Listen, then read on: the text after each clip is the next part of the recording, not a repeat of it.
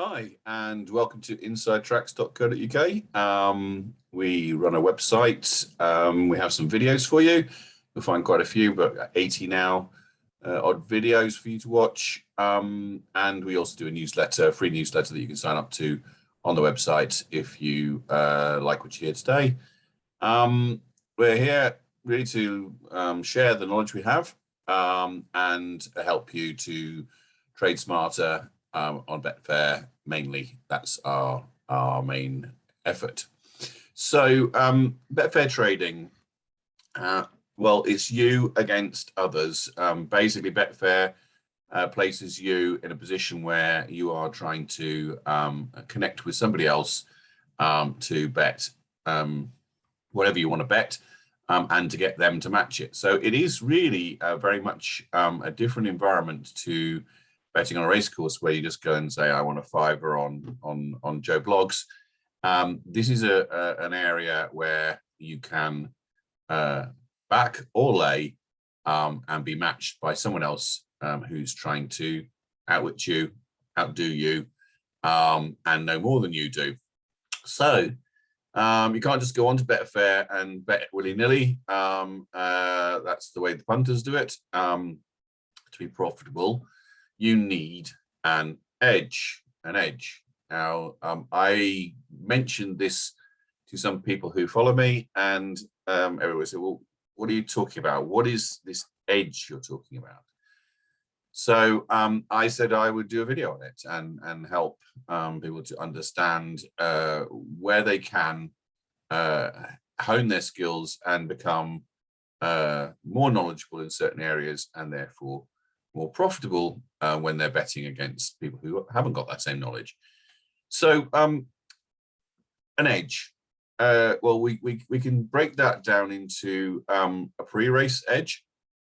So before the race has actually started, so we can actually say we know more about a horse and its chances versus other people, and we can tell when a horse is liable to offer better value at the odds they're at than other people. So let's just take, for example, the first of these 5 things that I've put down here: the horse and the course.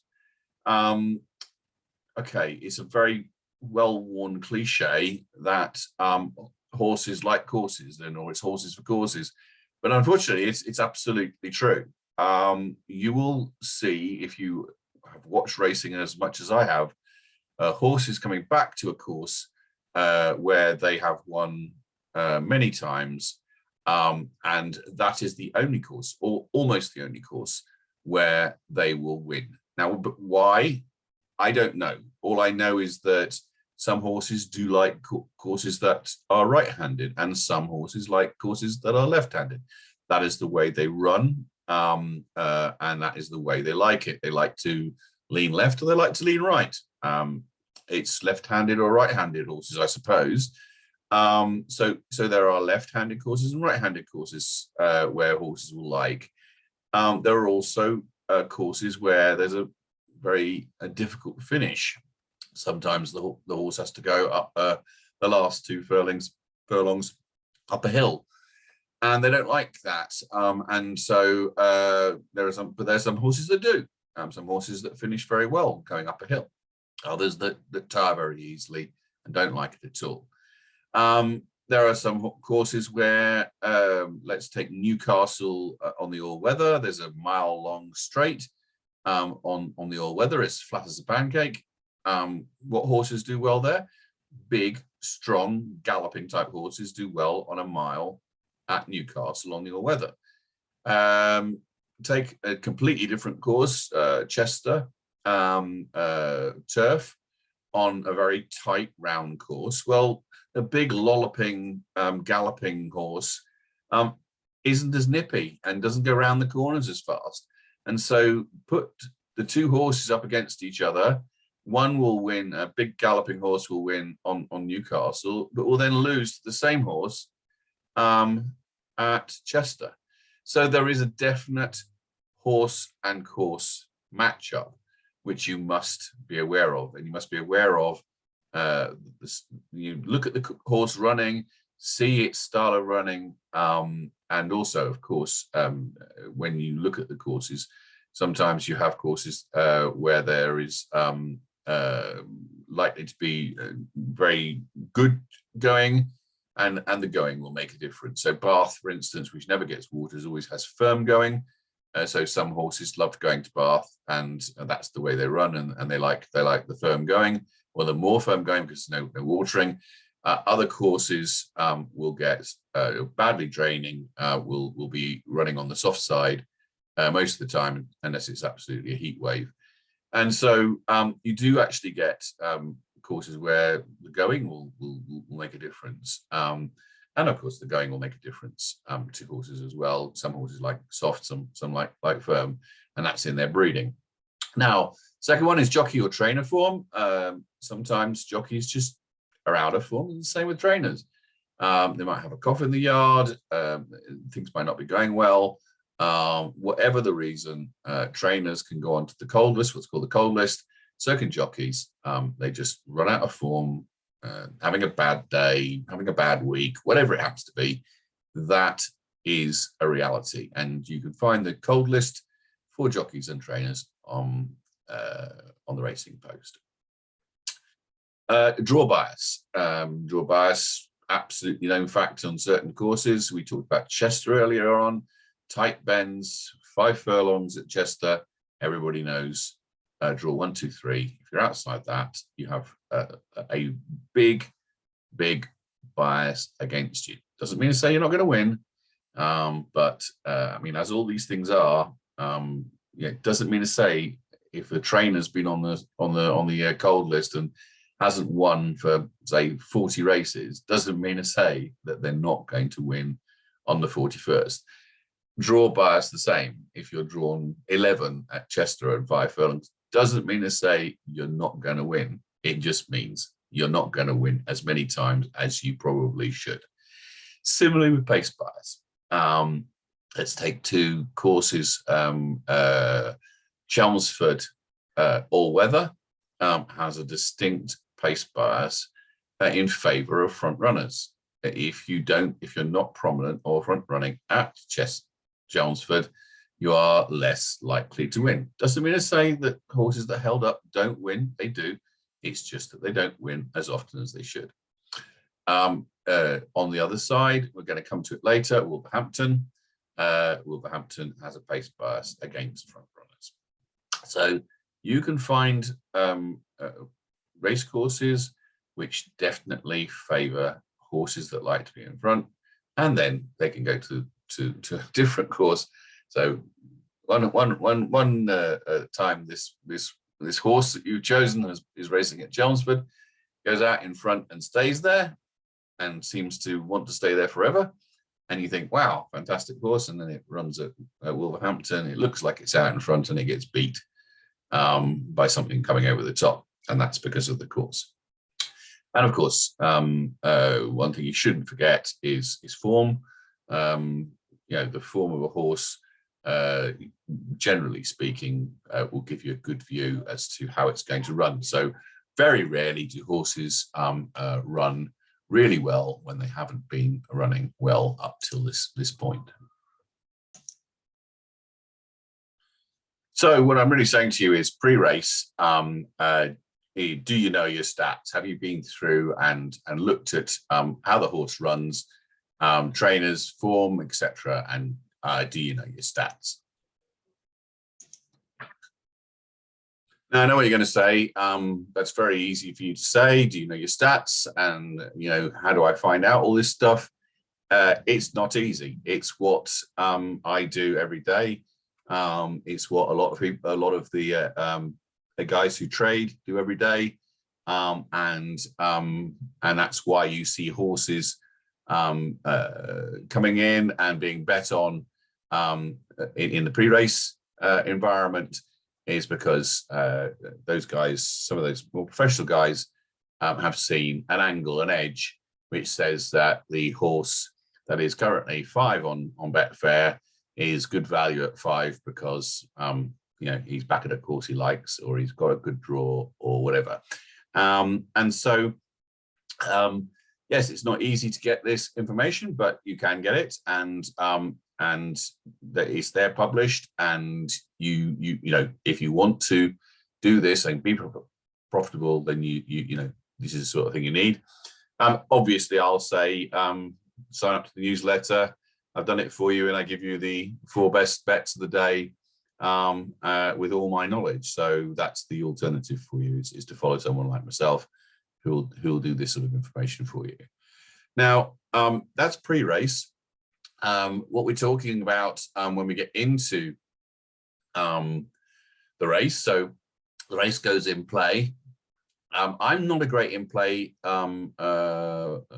man, but what I do know is, and I do in play, is that there are really 4 things that suit or inform the in play boys. So the draw and getting cover. It's very important for some horses. They get lit up when they're out on a limb. They will run keenly and lose their chance of winning. And so you've got to know about the draw, and you've got to know about the race and how it's liable to pan out. Have you got a front runner there? Where is he drawn? How is your horse going to get cover if it needs to cover, etc. And some races, it's very, very clear to anyone looking at it that certain horses are going to have real difficulty, and there's going to be no pace in the race. They're going to be overrunning or over racing, and therefore their chance of winning will be a lot lower. Who is dictating the pace? Is there pace in the race? Is there one in the race who is going to be getting an easy lead? Is it going to be 2 or 3 horses vying for the lead? Are they going to cut each other's throats? Where's the pace coming from? Is the pace in the race coming from the inside draw? Is it coming from the outside draw? Is it going to come across and cut people up? And so on. So you've got to ask yourself, how is this race going to, or liable, or should unfold? And you can tell from information you got who's liable to be wanting to lead, and what draw they are in, and therefore how the race is liable to pan out. And then if you predict it, you, generally speaking, in play, if the race pans out exactly as you think, then you will be fairly okay to be then betting in running, because you'll have that edge over other people. Where do the winners come from? And we've talked about this a bit. In the race, what's going to happen? Is the front runner going to stay there? Is he liable to be challenged later on, etc.? So where do the winners come from, both in terms of placing and in terms of being on the course? Because take Kempton, you can have a hold-up horse that's on the inside, looks all blocked up, but they get the cutaway and they whip up the inside and they're gone. So in certain races, when you're in play, you think, well, that's completely, they're going nowhere and they're going to be blocked in. And suddenly, if you don't know the course, or you don't know how races unfold at that course, you won't know that the cutaway's coming, and that horse will get out. And is the race being run to suit? Has your horse, for instance, at Chelmsford, you've predicted in a 5 furlong race that your horse has got enough pace from say 2 draw to get out and be in front. And if he does, then he's got a damn good chance of winning. Is that how the race is being run? Has your horse got out in front? Is it going around the bend in front? Is it being badly challenged and having its throat cut by another who's racing as fast or faster, etc.? And you can see how races are liable to come out. So you predict it, and then you look and see what's happening. And that's how, in other words, what I'm saying is, can you see the pattern? Can you see the pattern? Can you see what you think is going to happen? And is that actually becoming unfolded? So that's the in-play boys. That's what they tend to do. They tend to say, well, this horse should be held up. Is it being held up? no, it's not. It's running on the outside very keenly, and it's got no cover. Well, then it's gonna lose its chance. Oh no, this horse doesn't need to be covered up. Doesn't need to be held up. It needs to be prominent or leading. Is it prominent or leading? No, it isn't. Well, then it's unlikely to win, because horses that like to run in front sometimes sulk very badly and don't run their race at all if they're not in front. So we're going to take an example now, just to show you how, for instance, in play, if you have an edge, if you know the edge, and I'll tell you what the edge is as we go through this. But if you've got an edge, then in play, for instance, you can be quite profitable because you know something that others don't, and therefore they'll put their money down at odds that are very unfavorable to them and very favorable to you. And that's what you're looking for. Obviously, you're looking for somebody to say, yes, I will match your bet, and you'll go, that's fantastic. Thank you very much, because I realize that's fantastic value I'm getting. And they don't realize how bad value they're getting. And that's the same case, as you all know, in life. Sometimes you can get a very good price for something because you know more than the person who's buying it.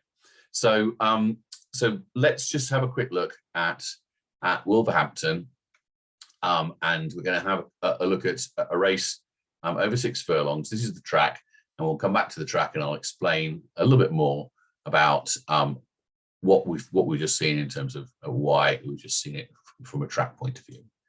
So we'll go and see the race now.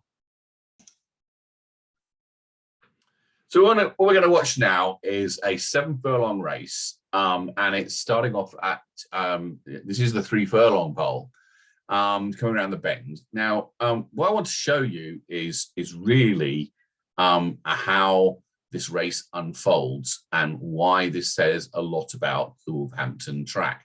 So we've got horses here. The leader is on the inside. This is Axel Jacqueline. And there are other horses behind, and we'll just see. Let's just see what happens. So I'll stop it halfway through, and I'll just see what you think. So we're going to see Axel Jacqueline here going on past the person who's leading. Now, coming off this bend, we're going to see Joey Haynes push forward, and you can see he's gone 2.5, 3 lengths up. I'm going to stop it there. And we're going to see what happens next, because and predict what happens next. So Joey Haynes had pushed off the bend, and he looks he's 2.5 lengths in front, and he's got just under two furlongs to go. So you'd think he's got a very, very good chance of winning. So let's keep going. So Joey's pushing him out. Nothing seems to be coming at him. Nothing seems to be coming out the back. Yep, he seems to be fairly much on there. He's still got maybe a couple of lengths. He's got another furlong. He's got just over a furlong to go. Most people at this point think race is done and dusted. 2.5 lengths in front. Very unlikely that anything's going to come and get him. So let's play it on, and we just go past the furlong pole, and we're coming up to the line. So half furlong pole. We're coming up to the line, and basically he gets chinned. So but what we saw there was a horse that came off that bend, pushed on 2 furlongs, and 2 lengths and 2.5 lengths in front with 2 furlongs to go, looked all over the winner, and yet still managed to lose. What I'm going to do now is just explain a little bit why that happens. So what we see with Wolverhampton is that horses get to about this point here, which is about 3 furlongs out. And about 3 furlongs out, they start racing because it's just the way the course is. Now, on a lot of race courses, horses don't get racing till about 2 furlong pole. And in fact, if you look at Newmarket, for instance, the home of racing, get down to Swinley Bottom. All the horses start racing in Swinley Bottom, which is 2 furlongs from home. Look at most race courses, and horses get racing at about the 2 furlong pole. So when the horses are coming around this tight bend, they want to get in position. So they start racing around here, which is 3 furlongs out. Now the 2 furlong pole is down here. So by the time they come off the bend, they've already been racing for a furlong. So by the time they get to the 1 furlong pole, which is around here, they've already been racing for a furlong. So they get into the final furlong, and it's those horses that are coming around the bend who haven't been really pushing, who start pushing around about here off the bend, look as if they're beat because they're 7, 8 lengths off the pace, perhaps sometimes. And suddenly the front horses who have been racing for 2 furlongs, when they get to this point here, they're knackered and they're going nowhere fast. So what you find is, coming into the last 50 yards, some of the horses that have been racing for nearly 3 furlongs are out on their feet, and the horses are coming from behind look as if they're absolutely flying. And it happens. Now, in that race with Axel Jacqueline, where he kicked on here, didn't he? Off the bend. That's where he went into the lead. By the time he was here, he was 2.5 lengths up. By the time he was here, he was still 2 lengths up. But by the time he was here, he was under pressure.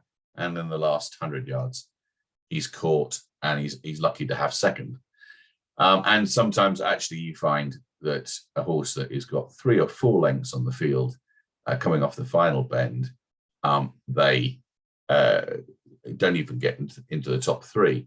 Now, what does that mean to the in-play betting?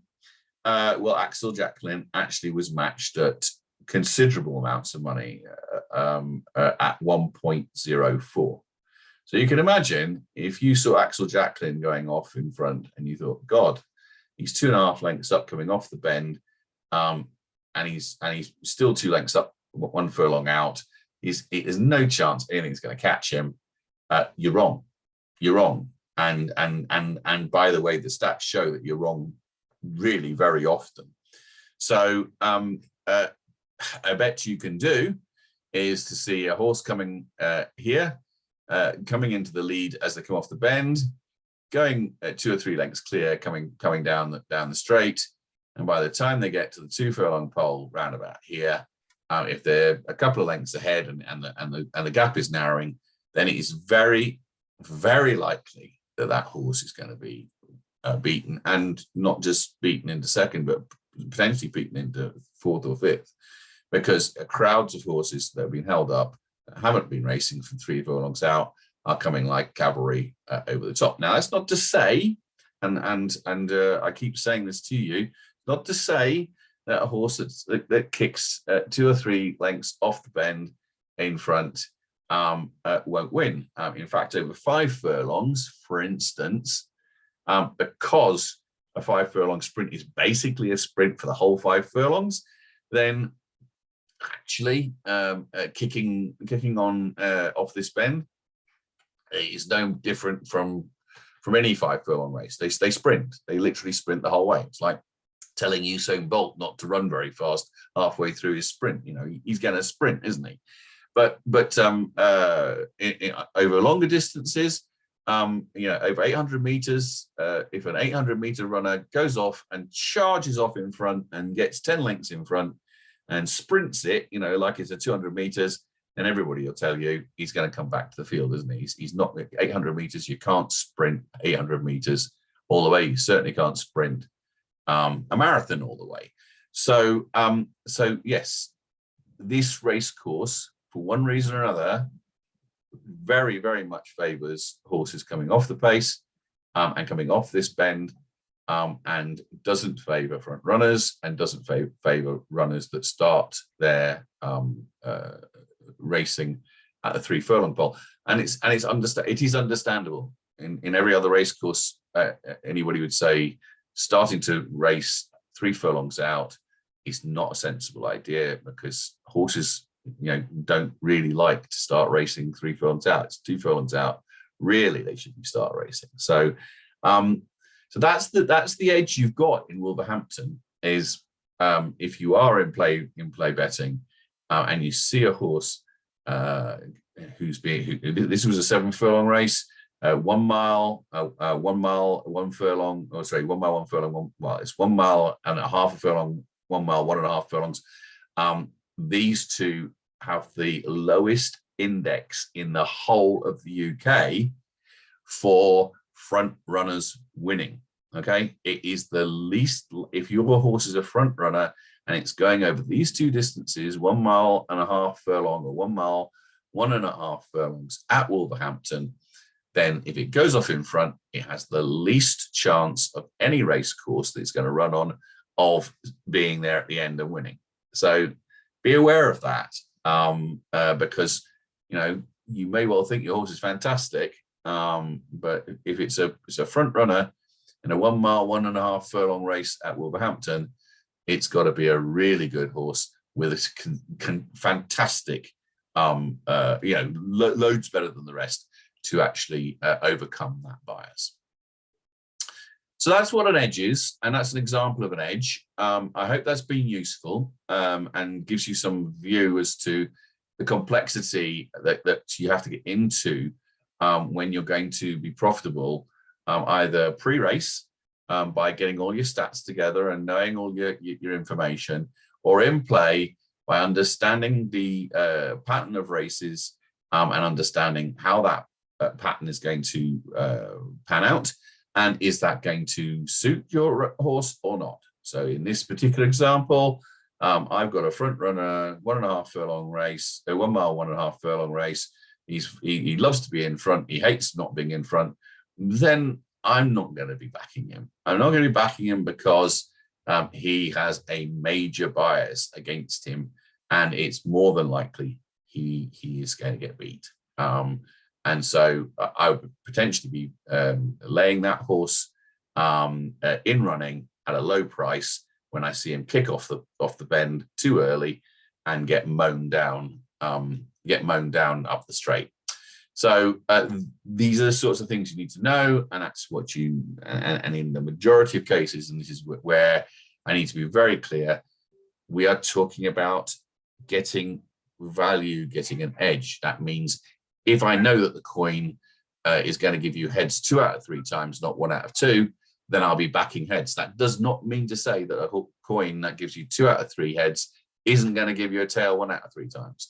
It will give you more heads than tails, and that means you'll back heads every time, because you'll, over the longer period, you will make money, and that's the same case here. Good luck, best of luck to you. Like and subscribe if you like this video, or sign up to the newsletter at insidetracks.co.uk. I wish you the best of luck and good racing, good trading.